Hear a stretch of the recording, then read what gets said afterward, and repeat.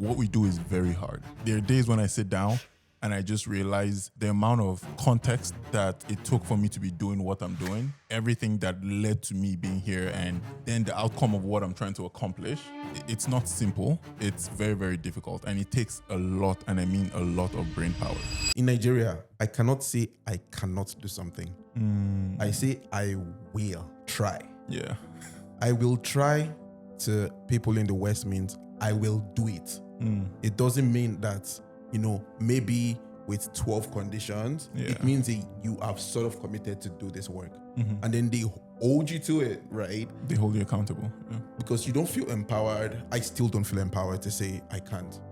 I feel like if I want to say I can't, I have to have like 7 reasons why I cannot to actually push back on it. Yeah, I found that it can be tricky for people to share those times when they're struggling because they don't want to be seen as incompetent. The ones who care, at least, they don't want to be seen as incompetent, especially if it's going to affect their job, if it's going to affect their status. Again, coming back, we're not playing the immigrant card. We are immigrants, so we're going to talk about it from experience. Yeah, if you're coming from that perspective where your immigration status is tied to your employment, then you do not want to be seen as slacking. And so sometimes when you're stuck, when you're in a situation where you should clearly ask for help, you don't want to be seen as needing that extra help. You don't want to be seen as taking time away from someone for them to help you get your stuff done. But if you don't,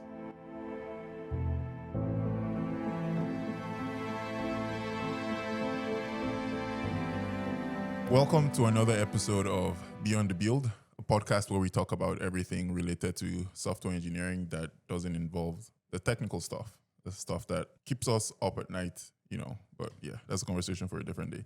Today, we're back with another episode. We're talking about how to deal with colleagues who are struggling, deal with teammates who may not necessarily be working the way you expect or at the level that you expect, and how to basically navigate that situation. I'm here with my host, Okbe, and we will dive right into it. Yeah, so dealing with colleagues that are struggling, I think there are a couple of things, but, with the immigrant mentality, struggling doesn't mean they're lazy. So I want to just be very clear about that. I'm trying to make sure that like people don't conflict those two things. People can struggle and they are really putting in the work. Yes, I think you called out something that I want to point out. What we do is very hard. I'm not going to. There are days when I sit down and I just realize the amount of context that it took for me to be doing what I'm doing, right? Everything that led to me being here, and then the outcome of what I'm trying to accomplish, and how, it's not simple. It's very, very difficult, and it takes a lot, and I mean a lot of brain power. I don't know if you can relate to this wherever you are watching or listening, but if you at the end of the day or at the end of the week, there's a type of exhaustion that you feel that isn't from physical exhaustion, where you've just used up all the mental cells, literally all the mental capacity that you can do. And that's why, for me specifically, whenever I can, I try to take out any other mental decisions out of my daily life. That way I don't have to struggle with that. So yeah, just going back to what you say, what we do is very, very hard. What we do is very, very difficult. It takes years and years and years of experience. It takes years of practice. It takes years of honing in on your craft. And so if someone is struggling to do it, it doesn't necessarily mean they're lazy. It just means maybe we may need to point them in a different direction, or maybe try to understand what is causing them to be in the position that they're in now. Yeah, there's a book I like. It's a Yoruba book, but it says the hunter thinks the monkey is not smart.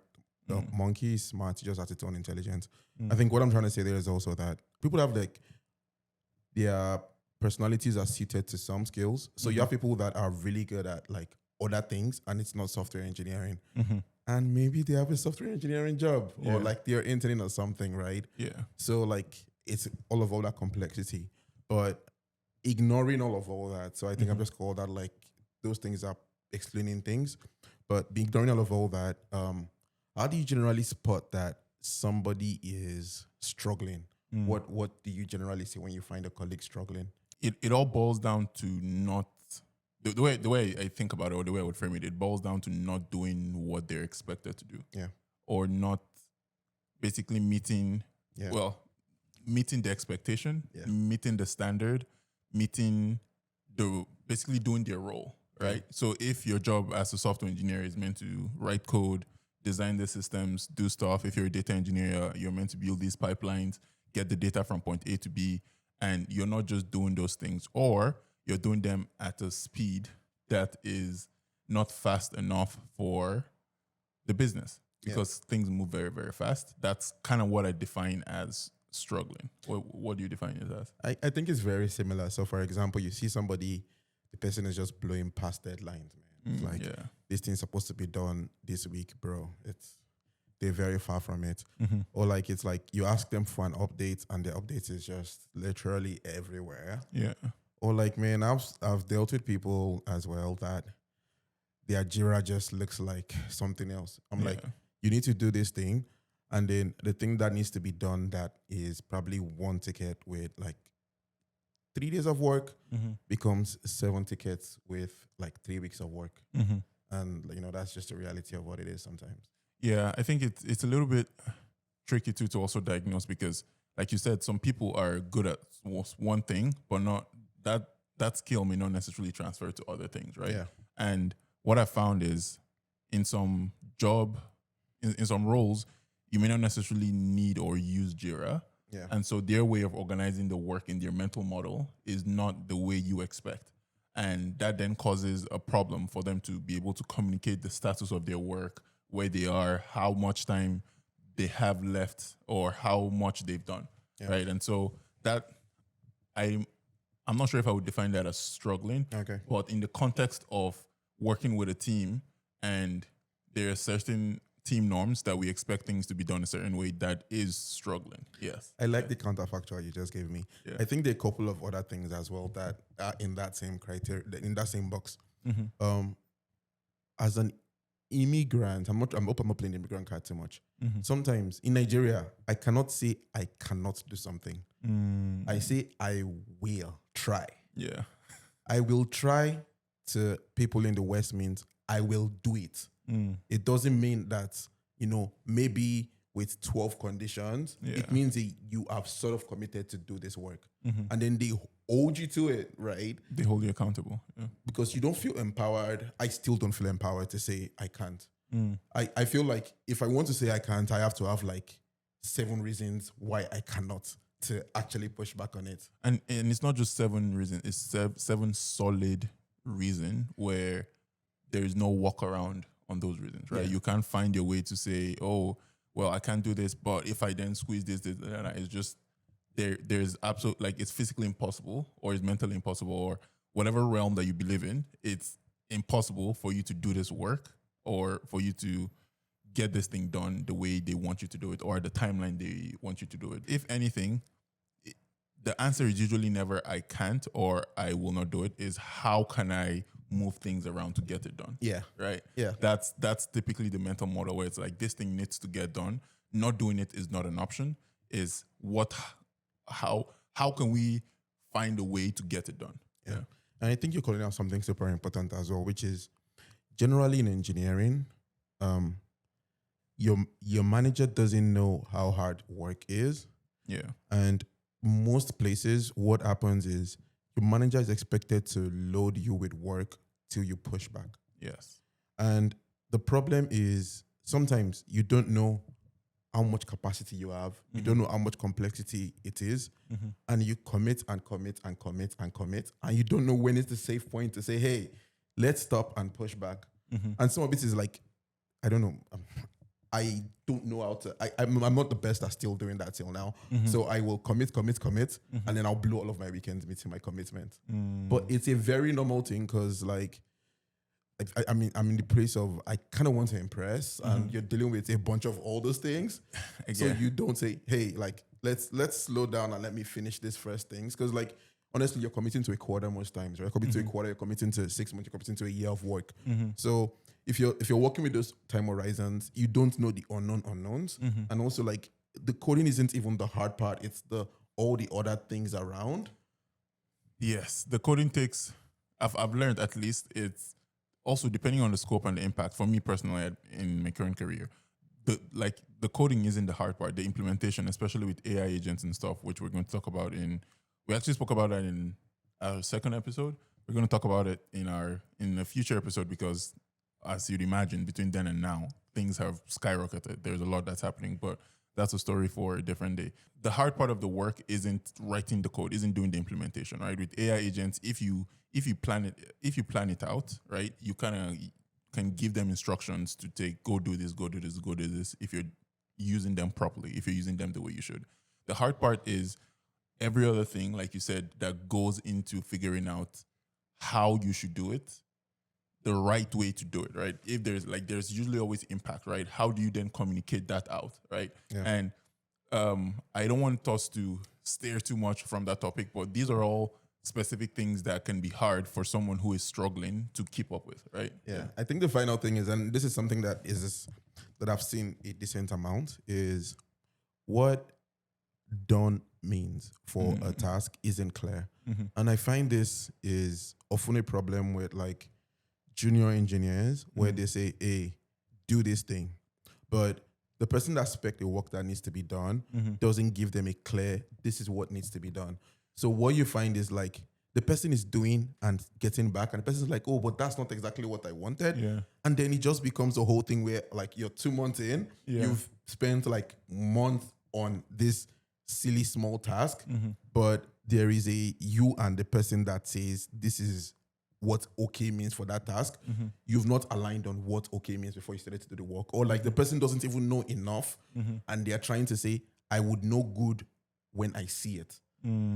So essentially, you're working to a spec that's in somebody's head. Yeah. That's not even realistic. Yeah, it takes away from the person doing the work where, like you said, they're now doing a lot of work that they don't know what the end looks like. And for junior engineers, it's really, really hard. Yeah. And we were all juniors at some point in time. It's hard to just keep going and going and going when you don't know, all right, like, when do I stop? Yeah. When do I think you actually said it. What does done look like? Right? You don't know what the end looks like. And because you don't know what the end looks like, you don't know what the scope is. Yeah. Right? And you're now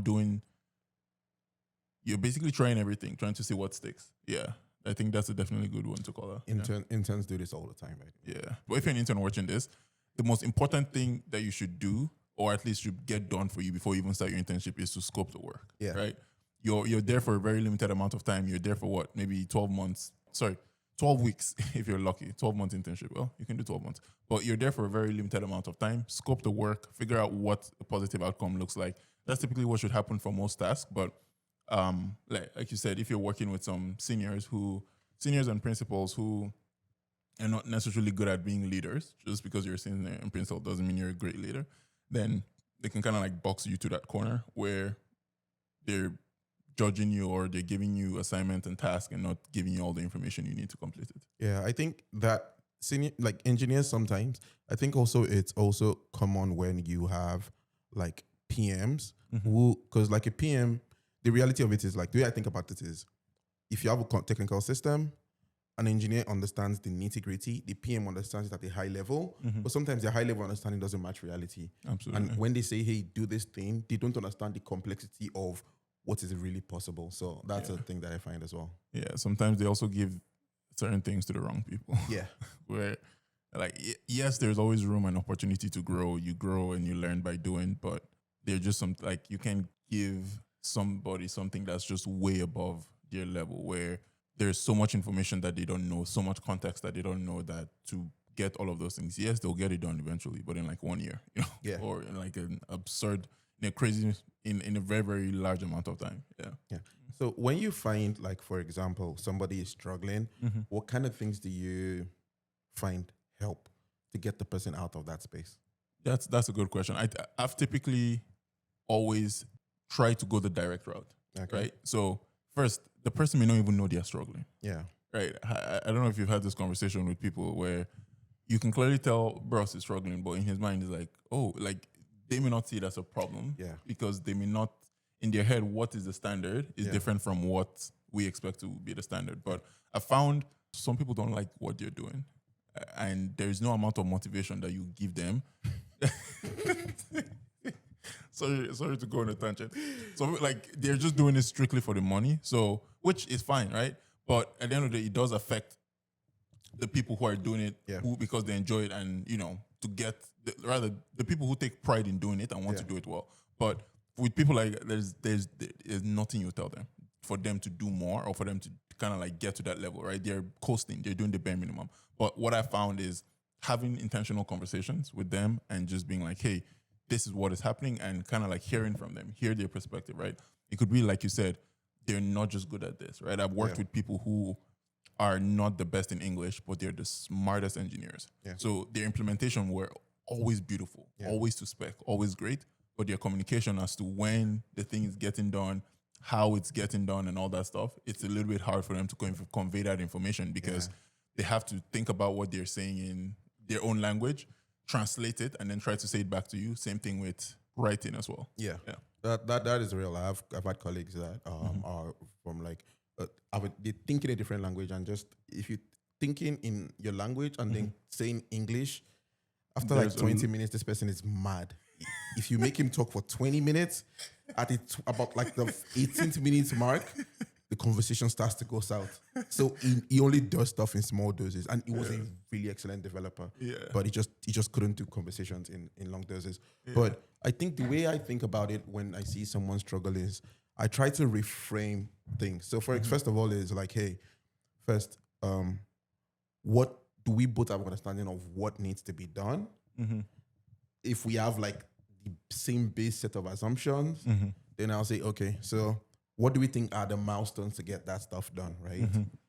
Do we agree on those things? So do A, then do B, then do C, then do D. The next thing is, do we agree on like who do we need to interact with to get this stuff done? Because sometimes somebody is doing some crazy deep database optimization and that is not your team. That is not your job. And like, you will not do it at the scale or at the level that we need it to be done, right? So you understand like, hey, this stuff maybe isn't your responsibility at all. Like, tap this person. This is the resource to actually do that work. Then the next thing is like, I try to say, hey, what signals, what do I see to see that you're doing things correctly? Like you're hitting the tasks that like the milestones that we've set. And then the final thing is just like periodic check-in. So I say, hey, every morning, I don't know, it depends if your team does stand-ups or whatever structure you use, or like you Slack the person every morning, you figure out some structure so you can check in and say, hey, are you continually making progress? I've generally found that framework of take things out, figure out milestones, figure out who they need to interact with to get stuff done. How do I, like, what signals am I looking for? And then like, hey, just periodically, every day, every other day, what's up? How did this stuff go? Give me like, and also people shouldn't say, oh, it is going fine. Yeah. I want like actual details about the things from the milestones. Yeah, I found that it can be tricky for people to share those times when they're struggling. Yeah. Because they don't want to be seen as incompetent. The ones who care, at least, they don't want to be seen as incompetent, especially if it's going to affect their job, if it's going to affect their status. Again, coming back, we're not playing the immigrant card. We are immigrants, so we're going to talk about it from experience.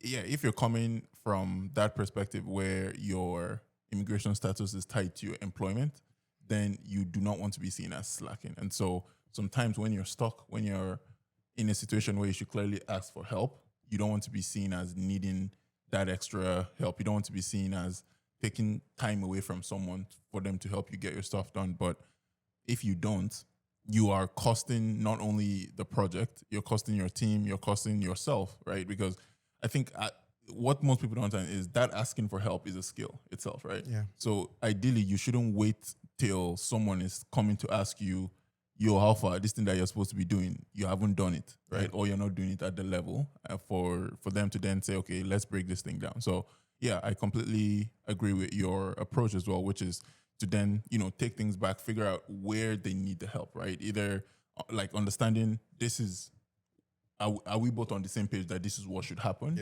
right?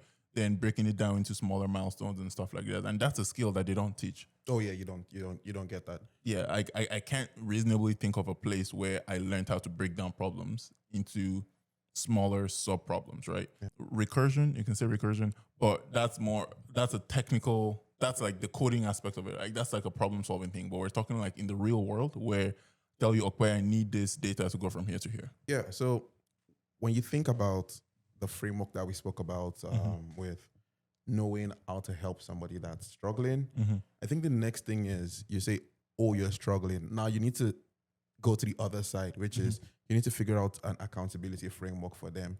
So do you say, hey, how do I hold you accountable for making progress? Because that's the thing. It's not like you actually are a team. It's not family. You need to put stuff on the table. Do you have any frameworks for how do you think about like holding somebody that's, oh, I'm struggling. Yeah, your milestone. These are people to talk to, and like you're doing check-ins regularly. How do you hold them accountable?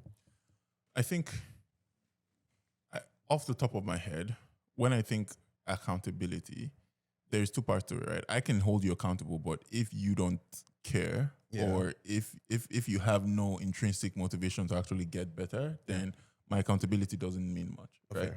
So it's kind of hard because my viewpoint is I can hold you accountable in hey asking, doing those regular updates and asking, but you have to in some way hold yourself accountable. Yeah. Right.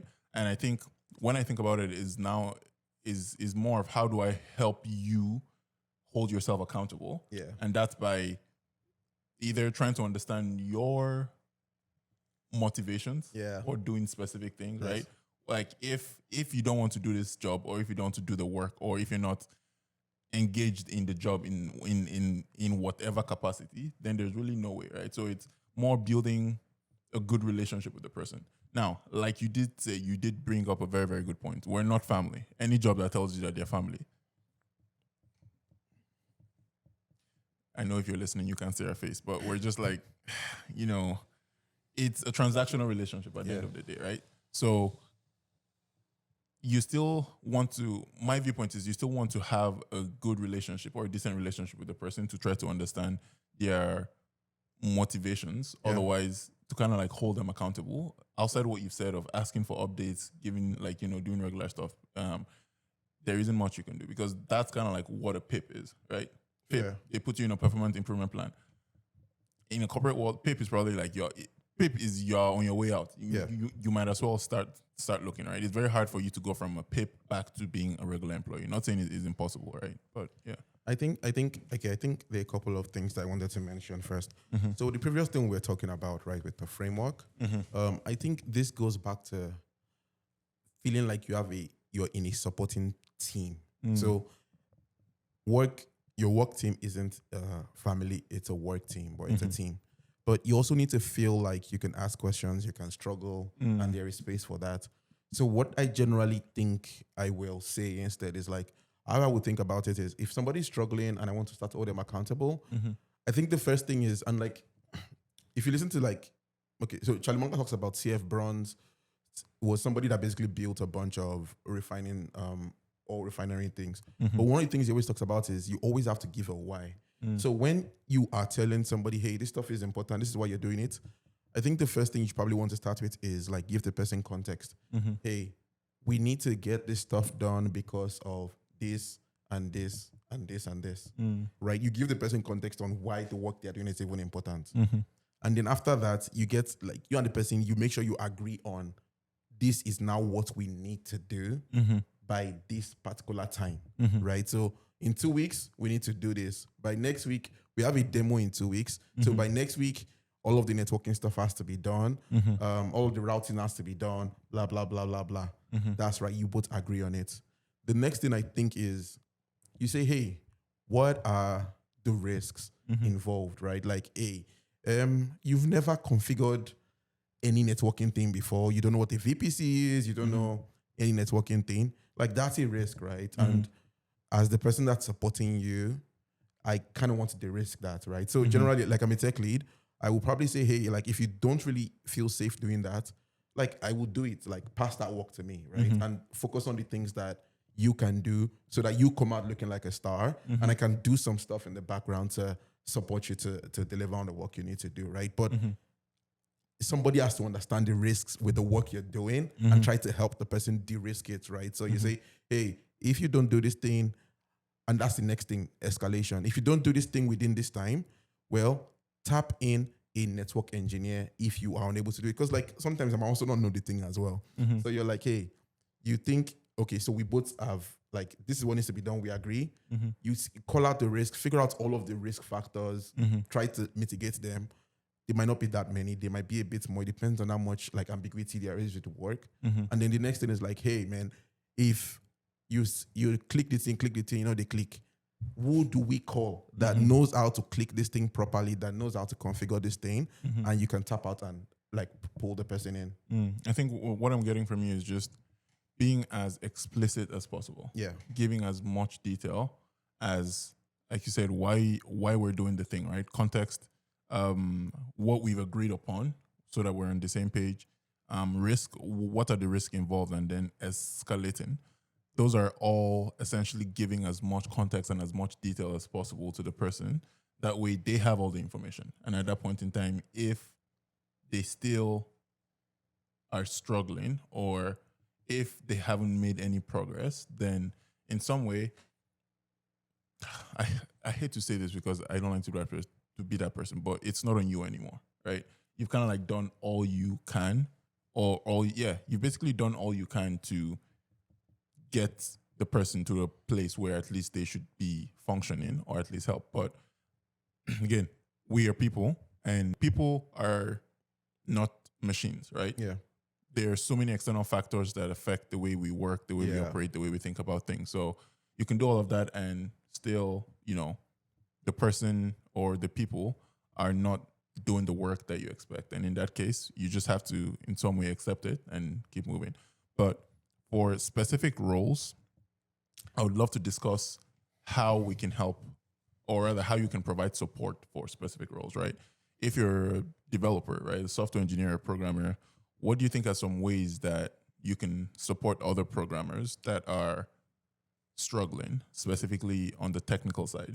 Yeah. That's really good. One of the things I find is like, so I'm a tech lead and I'm an engineer. I write code almost every day. Sometimes it's a thing where let us open PyCharm together. Let's open IntelliJ together on your own screen, not my screen, and let us look through that stuff. So we do a pair programming session, I and the person, and I walk the person through and try to help the person get to that point. It is really, really good because like essentially it gets the person to see from your eyes when you're more experienced, right? So that's the first thing that I think about. I think the next thing is also, hey, this thing you need to do, we've done it before in this class. We've done this before for this thing. This is, or like you find another team that has done that same thing and you say, hey, this is an example of that exact thing you're trying to do that you just need to implement in our own context, right? So play around with their code, look at how somebody has implemented it before, and then feel free to take those ideas and steal them. Complete unlock. I love that. And I see that almost when I first started at Netflix, almost every feature that I worked on, it was literally that, right? I would talk to Mari.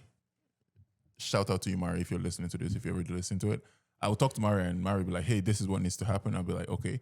Now, the me wants to go figure it out, but she would be like, no, right? There's no need for, like, I have done this exact same thing before in this file. And she would send me the file and say, you just need to do it this way. Yeah. And it would cut time. It would cut down time.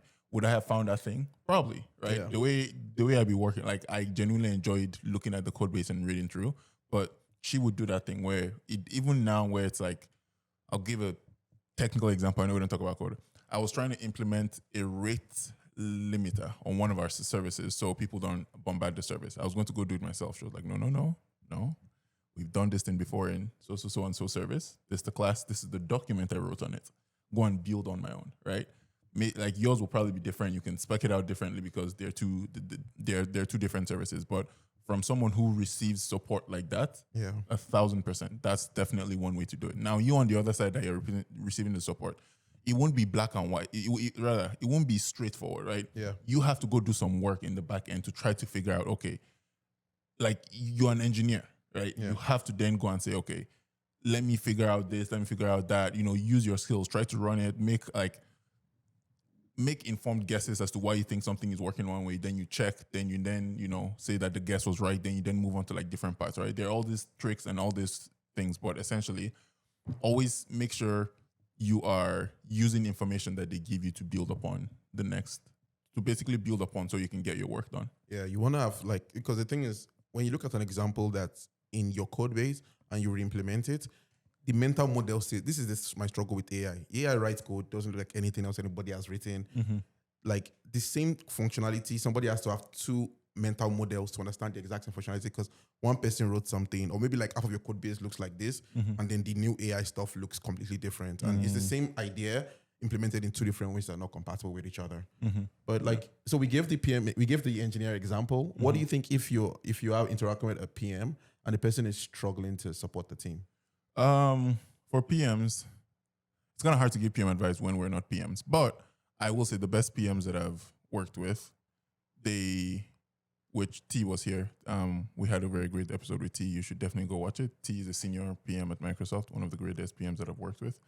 But there's so many dimensions to being a PM. Yeah. Where there's the relationships part, there's the understanding the business part, there's the understanding the work part, right? Yeah. There's the understanding the implementation, understanding the value. There's all this stuff that's happening. And, I would think it's basically like, depending on which one, right? Yeah. You could do more work in either building good relationships with your customer, having conversations with them, understanding their pain point, or building relationship with your devs, right? It's not every time we see your face it shouldn't be every time we see your face is to ask us why this thing is not working, right? Yeah. Right. There's multiple ways that can happen. It could also be understanding the business, right? Yeah. Reading, going to those all-hand meetings. There's so many parts to it, but I will try to figure out and identify which one of those that they're lacking in and try to give them the appropriate thing. Or better still, I would just point them to a great PM that I know. Oh, yeah, that's fair. That's fair. Yeah. I think sometimes when I see a PM, I think, and this is the thing where you kind of have to be you kind of have a bit more experience to be able to support when your PM is struggling. But sometimes it's like, for example, the person might be overscoping, and the person might say, hey, we want something done. And then the person says, oh, we just need these 6 things done. But the person doesn't understand the complexity of the 6 things they're asking for. And it's like, hey, slow down. Don't go and commit. If you commit to that thing, it's not going to be delivered. Let's just be on the same page. Yeah. And especially tell your EM, like your engineering manager, it's like, hey, this person is saying we are going to do 20 things. You're going to look bad though, because these 20 things are not realistic, right? Yeah. So, and it takes some experience. Yeah. But like I said, you need some experience to be able to tell when maybe, for example, your PM is overcommitting you, or the person doesn't really understand.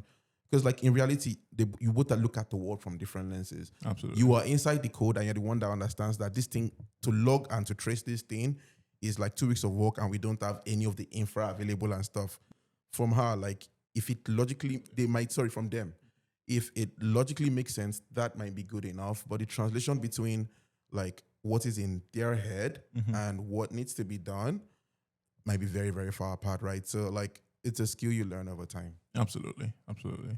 Wrapping up on the conversation, I think it's important to understand that just because someone is struggling, that doesn't mean they're not trying, right? And I absolutely believe, or rather my philosophy is to meet them where they are. Try to understand what they know, what they don't know, and how you can help bridge the gaps, right? Okwe mentioned the CARE framework, which is, giving context, agreeing, trying to figure out the risk, right? If you're the one helping, and then obviously trying to escalate to the right people. That way things get done at the right time, right?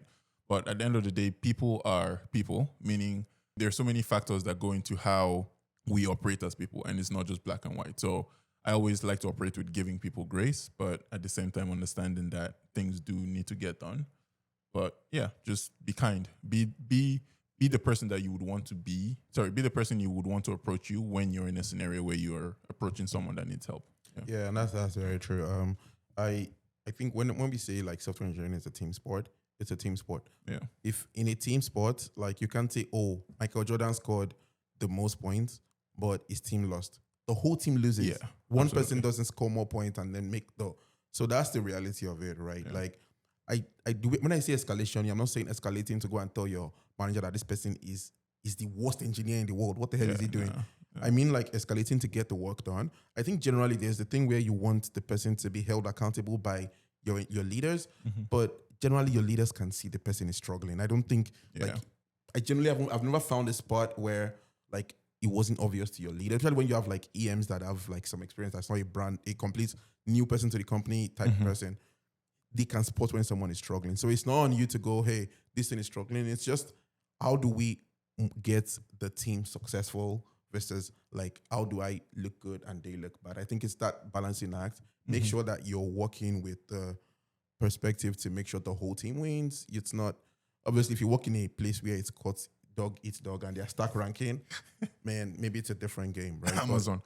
I did not say that. But if you're working in a place where it's stack ranking and you know they're going to fire at bottom 20%, maybe you hide knowledge and you hide the configs inside your own personal computer, maybe it's a different thing. But like generally most places it's a team sport. And like just play with that mindset and make sure that everybody wins. Try to work towards helping people win and not to like put blame for somebody that's on someone that's struggling. Because it'll get better. Yeah, 1,000%. Thank you very much for watching. Thank you for listening wherever you are. Please don't forget to like, follow, and subscribe to our YouTube channel and on social media, on TikTok and on Instagram. We are at Beyond the Build Podcast. Thank you, and we will catch you on the next one.